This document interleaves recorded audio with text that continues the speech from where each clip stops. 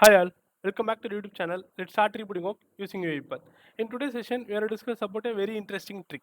So let's assume, you have created a variable and you have used in your RE framework or flowchart or in a sequence. Okay. So do you know in which places your variable has been used? So is there any quick workaround to find where actually the variables has been used in which workflows? Yeah, we have. So with the help of find reference, we are able to find in which places our variables has been used. And this is not restricted to only for the variables. Even we can do the same logic for an arguments as well. Okay. So let me take a very quick example. Let me go to the variable panel over here. Okay. So here we will be having n number of variables, right?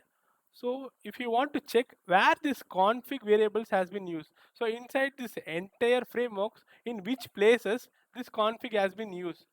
So to find that, just click on config variable and then right click. So once you made your right click, you can see something called as find reference. So once you clicked on find reference, so you are able to find all the reference, so where the config has been used. So you can see here, right? Root main XML. Here you can see in which particular path this config variable has been called. So these are the paths. So where this config variable has been called. Okay. So likewise, you can able to use the same logic for the argument as well. So likewise, you will be quickly able to find in which places the variables or arguments can be used. We no need to worry about in which places we have been used and which place not. In this way, you can quickly able to find in which places you have been used your variables and then arguments. I hope you like the session. Thanks for watching. Happy learning. Have a good day.